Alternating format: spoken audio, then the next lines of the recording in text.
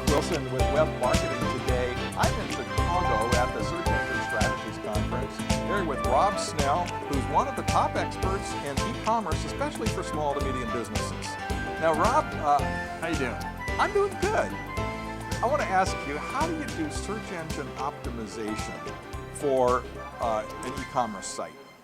Well, search engine optimization is the #1 way most of my customers and friends of mine who own e-commerce sites get traffic to their website. Now, when I say search engine optimization, of course, I mean getting top rankings or high rankings on the search pages. To me, SEO or search engine optimization is making sure that the technical side of things is set up in such a way to where Google can find your website, it can crawl your pages, it can include you in the index, it can rank you based upon relevancy, and it can give you credit for all the people who are talking about how great you are with links back to your website. And so for me, rankings is kind of like the last part of that, as far as like seeing how well you're doing with the first 5 things. Okay.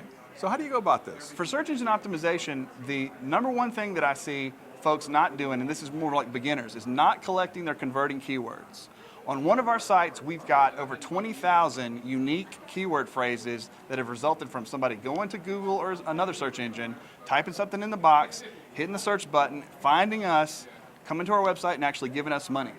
So this isn't just how did they find your site, what keywords did they use to get into your site, but the real question is what keywords resulted in a sale. Right, and it used to be, it's like, you'd have some keywords that you wouldn't rank so well for, they'd be really popular keywords, but they'd send you some traffic but not a lot of sales.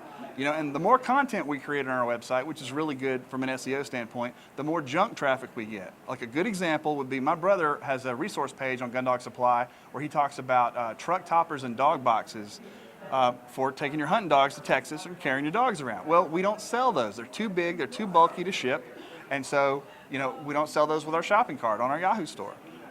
We rank really well for that term. That's like my #5 entry page on Google. So you have to, when you're looking at your converting keywords and you're trying to allocate the limited amount of time you have to do SEO and you're picking what keywords to optimize on, you want to optimize on those words that drive the most traffic and sales. And sales. I think that's the mistake a lot of merchants make. They look at what keywords they may be coming in on, I hope they do, but they don't take the next step, what words are converting for And them. the other thing is, like, a lot of folks will search for your brand or your domain name. They'll type in Gundog Supply or they'll type in gundogsupply.com in the search box.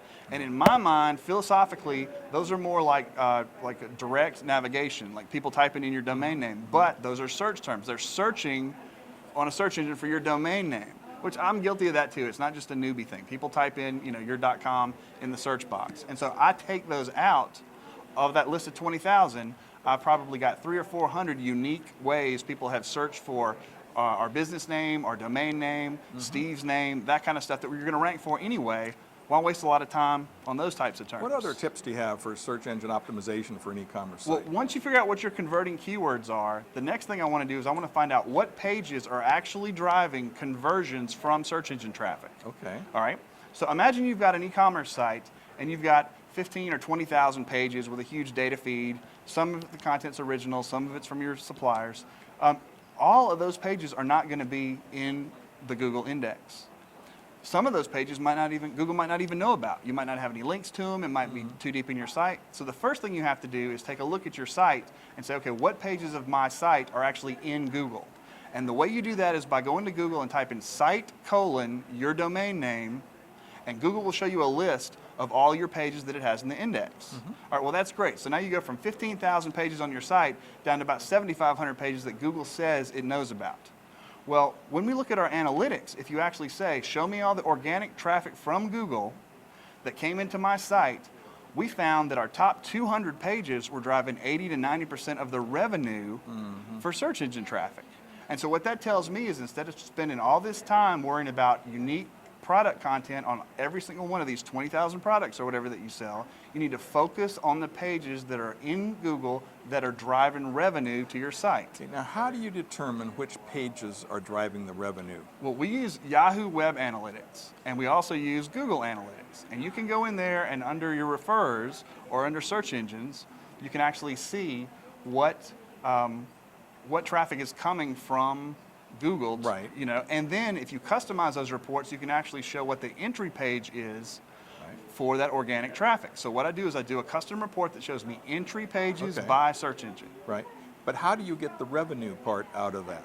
Well, in Yahoo Web Analytics, there's an e-commerce Okay. link, and you click on that, and it will show you the revenue from entries organically, as well as the number of That's orders. one of the nice thing about Yahoo is they have pretty nice analytics back It's built in. end. It's free. It's like if you have. Well, it's free if you want to pay their monthly fee. Absolutely. And Nothing- all that. nothing's free. Nothing's Okay. free. Any other And- tips for SEO?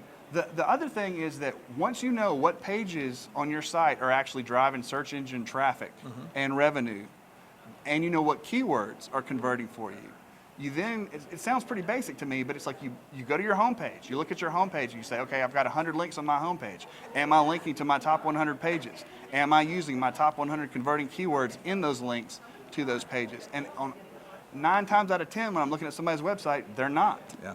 And that's all you have to do. So just follow through. Yeah. Make sure it gets there. Make sure it gets done. Absolutely. Pick your top 100 phrases, pick the top 100 most relevant pages for those phrases, and not only on the home page, but across your site. If you use the words dog tracking collar in an article or a blog post or another product description, link to your dog tracking collars category page. Now this sounds like work. You know, it used to be, It's a lot I of talk work. to people, they say, well, you get an e-commerce site and you get money for doing nothing. Oh. Or you can go to the beach. No. My experience is you can't spend a lot of time on the beach if you want to succeed in e-commerce, but if you work hard and smart, you can do very well. Thank you very much. Absolutely. Thanks for sharing with us. Tell me about your business and what you do. Well, my name's Rob Snell, and robsnell.com is my resource where I've got a lot of materials that are from my book, as well as additional things from my presentations that I've made. I've got a lot of free content at robsnell.com. All right. Thanks much. Cool, thank you. This is Ralph Wilson with Web Marketing Today.